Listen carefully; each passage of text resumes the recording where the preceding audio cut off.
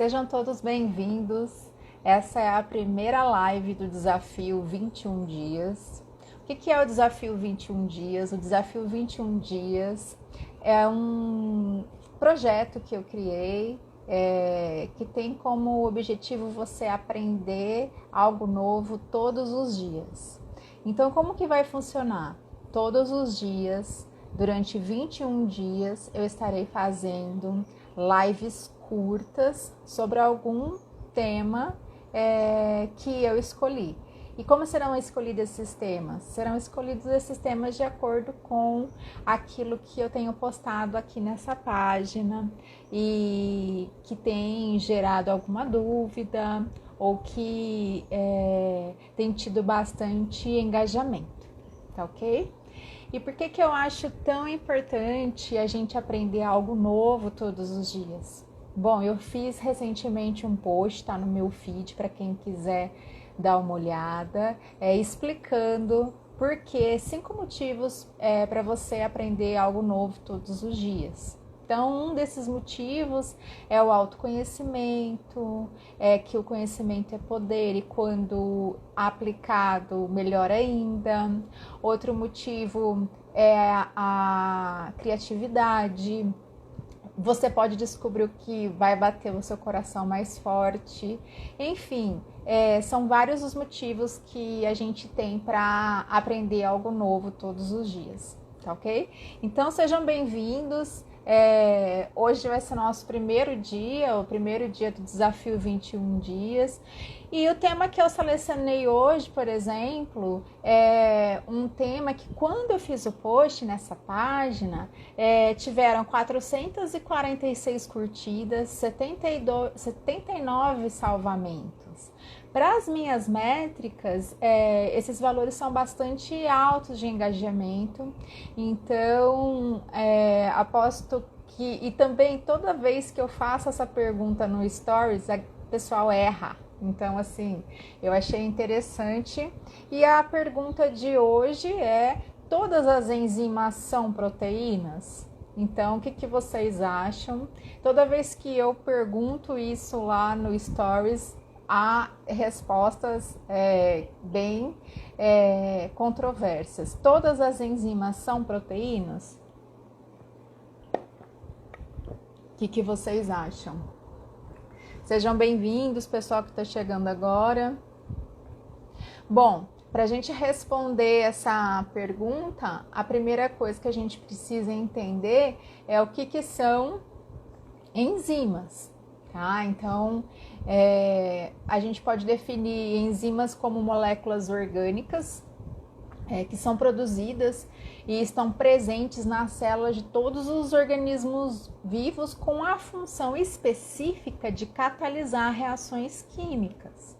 Então, pelo fato delas estarem presentes em todos os seres vivos, elas também são conhecidas como biocatalisadores ou catalisadores biológicos, tá?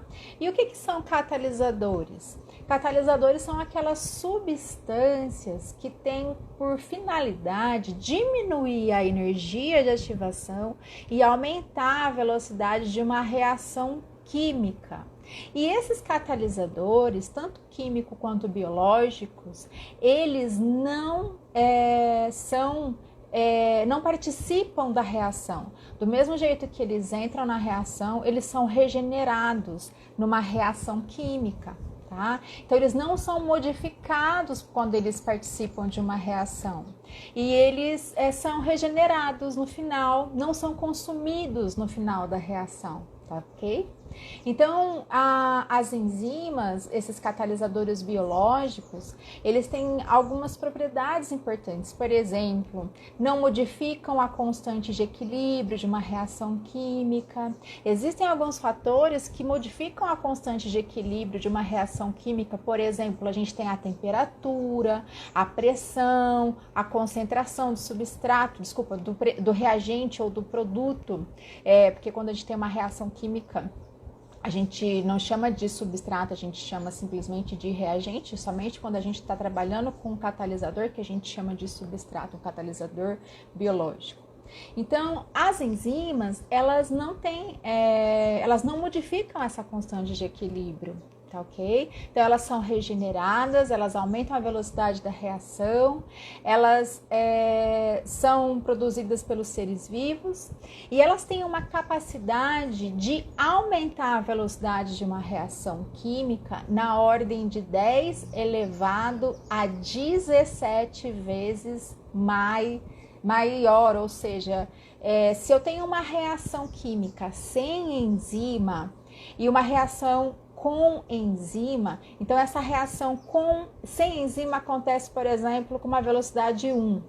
Com enzima vai acontecer, coloca lá, 17 zeros ao lado direito, vai ser o número de vezes que ela vai acontecer com maior velocidade. Então, elas têm uma capacidade imensa de aumentar a velocidade das reações, tá? Além disso, as enzimas, elas atuam em baixas concentrações e condições específicas de pH, de temperatura. Toda enzima tem uma temperatura ótima, tem um pH ótimo, que precisa para que aconteça uma maior conversão de produto. Não significa, por exemplo, vou colocar um exemplo, por exemplo, uma enzima protease alcalase, que eu já trabalhei com essa enzima.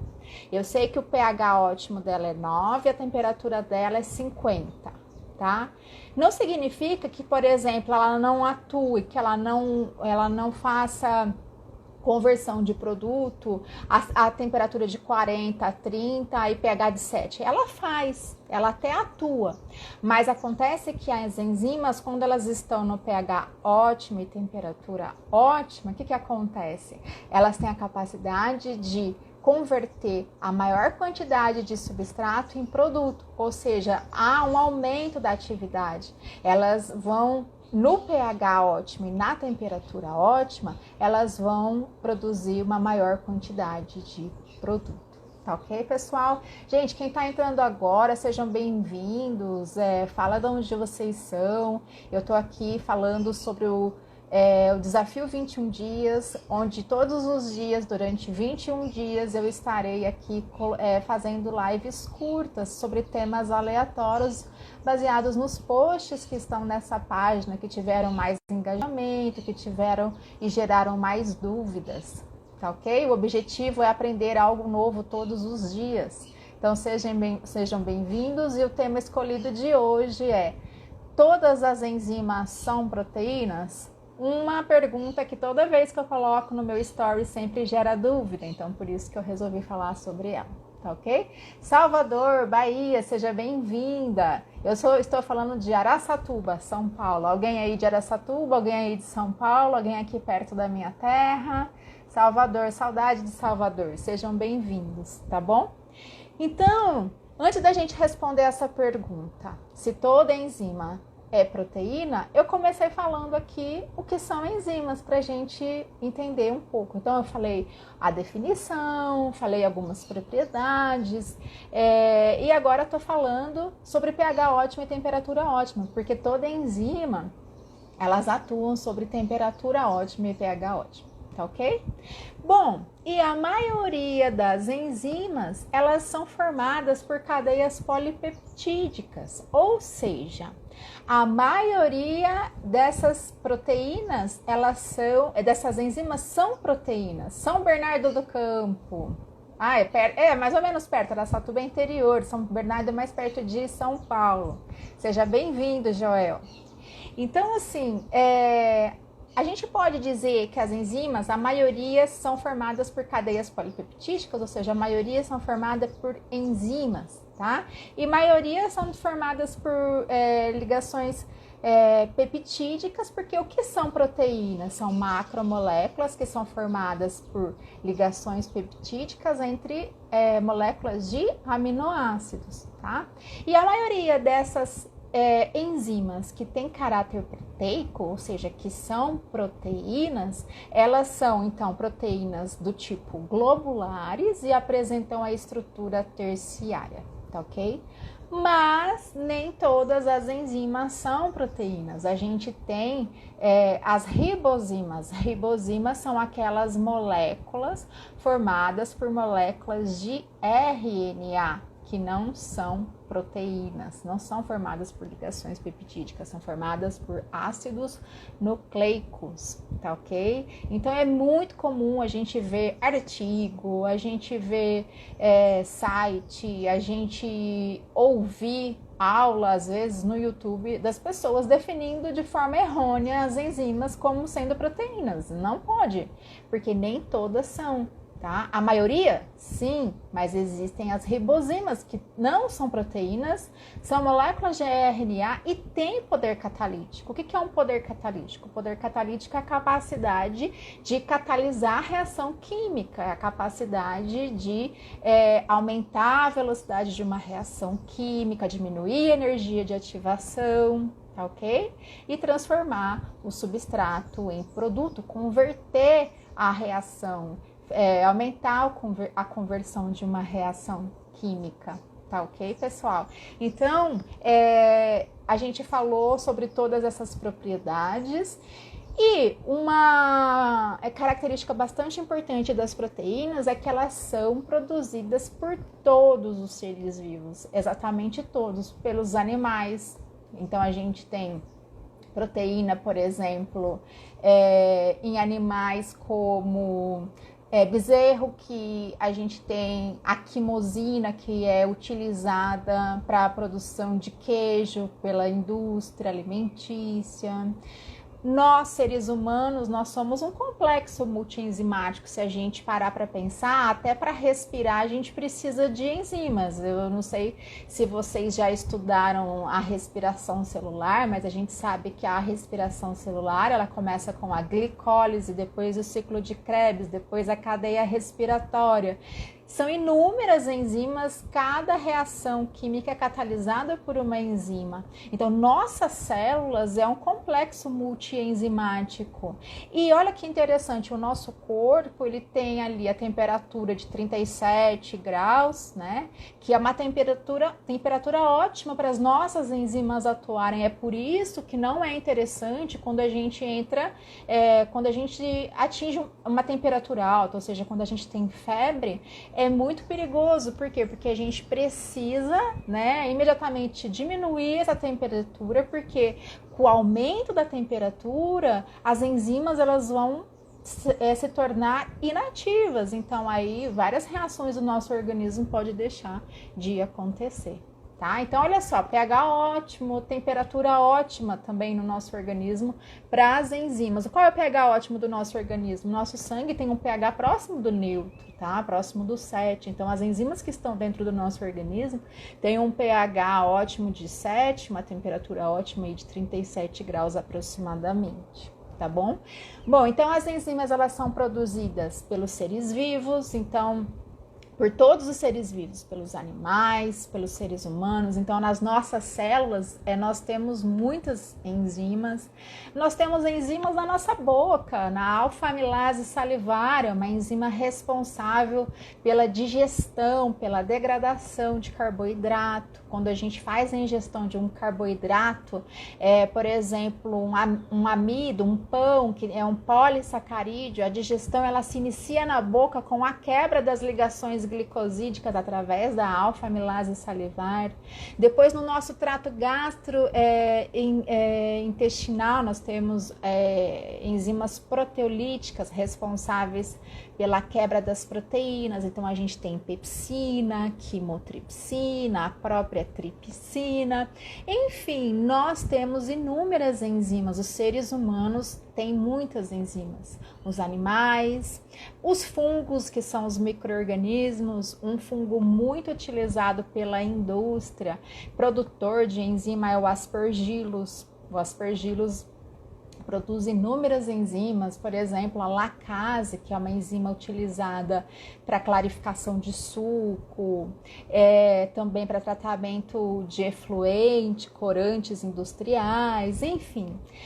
Os fungos também produzem enzimas. Quem mais produz enzimas? As bactérias, por exemplo, bactérias como Pseudomonas, a Bacillus é um gênero de bactéria muito utilizado para a produção de enzimas. Por exemplo, uma bactéria muito usada na indústria alimentícia para produzir a termolisina é a Bacillus, e essa bactéria produz essa enzima para a produção de um edulcorante, que é adoçante, que é o aspartame, tá? Então, diversas bactérias produzem enzimas. Leveduras, a mais conhecida, a Saccharomyces, produz invertase para a produção de etanol. Então, a gente tem aí micro-organismos também. Então, a gente falou dos animais, nós falamos do homem, nós falamos das bactérias, das leveduras, dos fungos, todos eles são produtores de enzimas. E a gente tem também plantas, vegetais, frutas. Então, por exemplo, no abacaxi a gente tem uma enzima, a bromelina, no mamão a papaina, no figo a ficina. Ou seja, essas moléculas que têm todas essas propriedades que a gente citou, agora são produzidas por todos os seres vivos. Tá? Diferente de um catalisador químico que você precisa de uma síntese química, é mais cara, gera resíduos, é mais agressivo, uma reação química com um catalisador químico. É possível estimular a produção de enzimas? Sim. E a engenharia genética tem trabalhado nesse sentido, tá?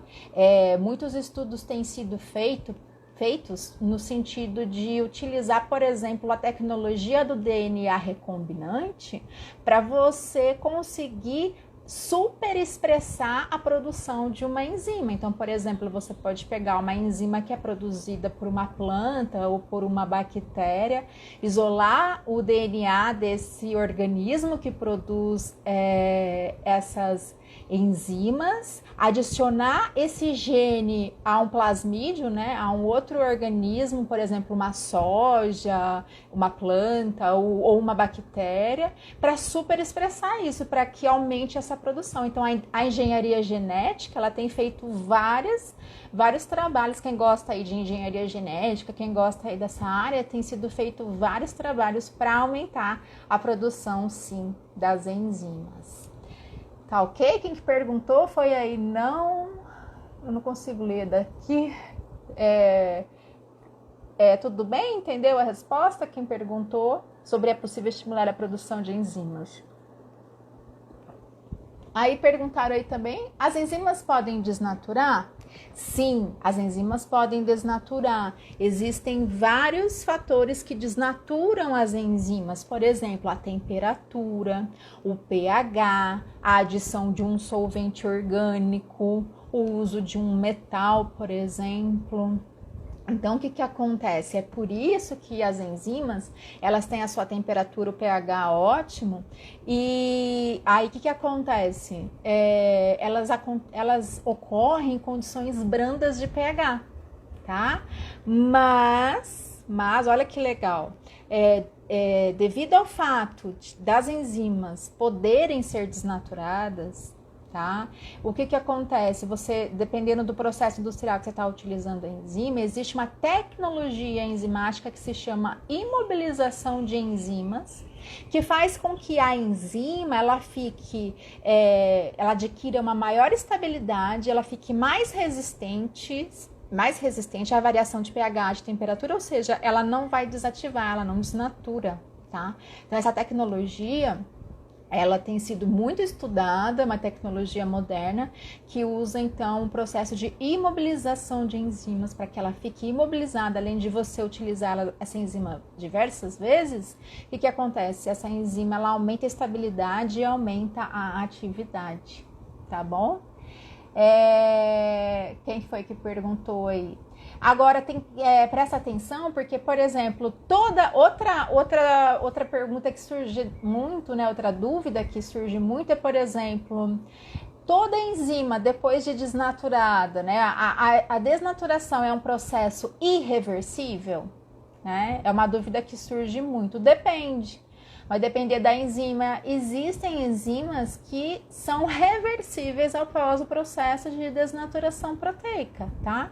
É importante vocês saberem que a desnaturação proteica, ela não é a hidrólise. O que é a hidrólise? A hidrólise é a quebra da ligação peptídica de uma proteína. Então, você quebra a ligação peptídica ali, utilizando um ácido, uma água, uma base. Já a desnaturação não tem quebra da ligação peptídica.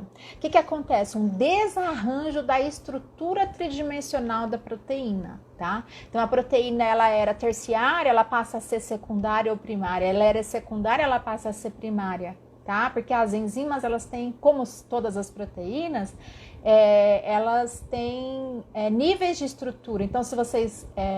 no meu canal do YouTube tem um vídeo que eu dou aula sobre bioquímica de proteínas. Eu explico isso melhor, dá uma olhadinha lá no meu canal e aí vocês podem assistir. Então, lá eu explico. Então, o que acontece? A desnaturação proteica, ela acontece...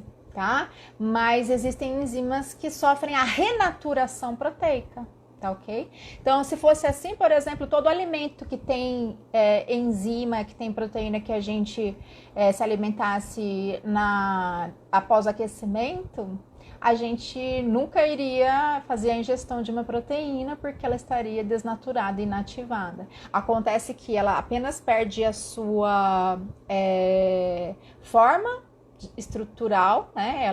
Ela sofre uma desconformação geométrica. E quando a gente faz a ingestão dessa proteína, a gente sintetiza novamente essas proteínas, tá ok? Bom, então a gente estava aqui falando, tô gostando de ver, pessoal, façam perguntas, eu gosto quando faço pergunta, porque significa que vocês estão interagindo, muito bom. Então, é isso. As enzimas, elas podem ser produzidas por todos os seres vivos, tá ok? Animais, vegetais, micro-organismos, bactérias, fungos, leveduras, plantas, frutas e assim por diante, tá? Então, por isso são biocatalisadores, catalisadores biológicos, que têm essas propriedades incríveis quando comparadas com um catalisador químico, tá ok? E aí, gente, um detalhe importante também é sobre a classificação das enzimas, tá? Cada enzima, ela vai agir sobre um determinado substrato. O substrato é a molécula sobre a qual a enzima age para formar um produto. E as enzimas, elas são classificadas em 6 grupos, tá? Óxido redutase, por exemplo, são aquelas enzimas que catalisam reações de óxido-redução. Tá? Por exemplo, hidrolase são aquelas enzimas que catalisam reação que acontecem na presença de água e quebram ligação covalente. Tá? Transferases, liases, ligases, isomerases. As isomerases são aquelas enzimas que catalisam reações de isômeros, por exemplo, uma glicose sendo transformada em frutose, é uma isomerase que faz isso. Tá bom? Então, cada enzima age de forma específica sobre um substrato. Isso significa que você não pode pegar qualquer enzima para fazer qualquer reação para obter um produto. Então, se você quer trabalhar com gordura, com lipídio, você tem que pegar uma lipase. Se você quer trabalhar com proteína, você precisa de uma protease. Se você quer trabalhar com um carboidrato, você vai precisar de uma carboidrase e assim por diante, porque não adianta você pegar um lipídio e colocar ali uma protease para reagir, não vai acontecer nada, né? Porque primeiro não tem afinidade, não tem especificidade pelo substrato, não vai formar produto. No caso dos seres humanos, existe algum nutriente ou remédio que reverta a desnaturação das enzimas? Não existe. Não existe. Não tem nada que reverta essa desnaturação, tá? Como eu expliquei, uma vez ela desnaturada, significa o quê? Que ela perdeu a sua conformação espacial original. Mas o que é uma enzima? É uma molécula, uma macromolécula formada a maioria por proteínas. Proteínas são moléculas formadas por vários aminoácidos ligados por ligações peptídicas. Uma vez que a proteína ela sofre desnaturação, todos os aminoácidos vão continuar presentes ali. Eles não vão ser quebrados. eles continuam ali. Acontece que ela vai perder apenas a sua conformação, então ela perde a sua atividade biológica. Mas eles continuam ali. Então, o nosso organismo ele pode utilizar esses aminoácidos de forma a produzir novamente outras proteínas, tá ok? Então, é assim que acontece, tá? E, gente, eu não sei se vocês sabiam, mas a utilização de enzimas pelo homem, ela ocorre desde a antiguidade, tá? Para vocês terem uma ideia, existem relatos e uma passagem na Bíblia que diz que o profeta Isaías, olha isso, em uma passagem da Bíblia, ele ordenou que as pessoas utilizassem figos macerados para tratar os furúnculos. As pessoas estavam com furúnculos e essas pessoas foram curadas. Significa o quê? Hoje a gente sabe que figo, essa fruta, tem uma enzima proteolítica que chama-se ficina. E essa enzima é utilizada em formulações de pomadas para tratamento de feridas até hoje, tá? Por exemplo, se a gente pegar a fermentação mesmo, a produção de vinho, a produção de cerveja, a produção de queijo, a produção de pão.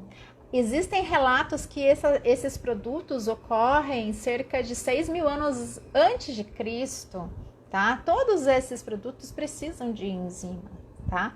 E somente em 1800, em 1900, que foi estudado. E até hoje a gente precisa ainda avançar muito nesse sentido e tem muita coisa para se estudar a respeito das enzimas, tá bom? E a aplicação dela ela é desde a antiguidade, mas a gente foi cristalizar a primeira enzima em 1926.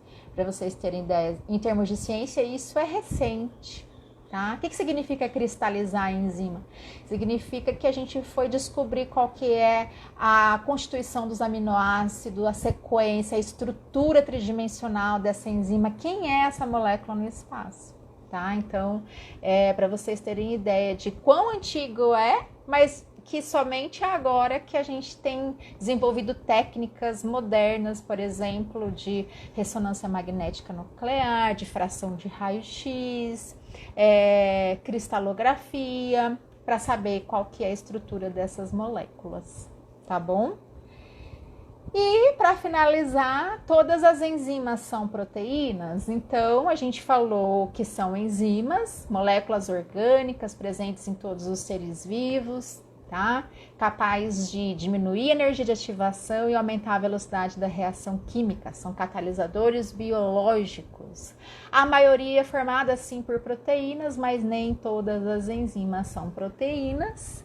E a gente não pode esquecer quem é a exceção? As ribozimas, que são moléculas formadas por ácidos nucleicos, moléculas de RNA, tá? Por exemplo, a molécula RNase, a enzima RNase, tá? É uma molécula que transforma a molécula de RNA em subunidades, tá? De ribonucleotídeos, tá ok?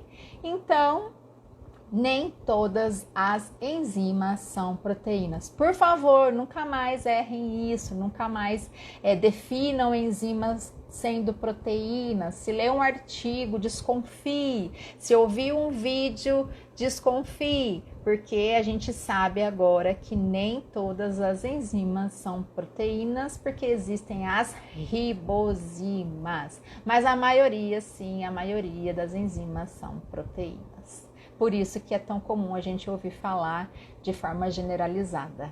Tá ok, pessoal? Essa foi a nossa primeira aula do desafio 21 dias. Alguma dúvida? Quem tem dúvida pode fazer a pergunta, que eu vou finalizar. Se ninguém tem dúvida, então eu vou finalizar. Parabéns por estarem em pleno sábado aqui ouvindo sobre enzimas. A ideia é aprender algo novo todos os dias, porque quando a gente aprende algo novo todos os dias, a gente cresce.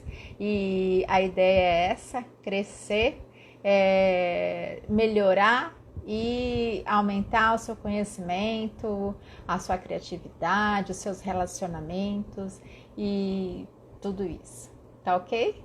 Então, bom sábado para vocês, obrigada pela participação e até amanhã, no segundo desafio que a gente vai ter aí sobre aprendendo algo novo todos os dias.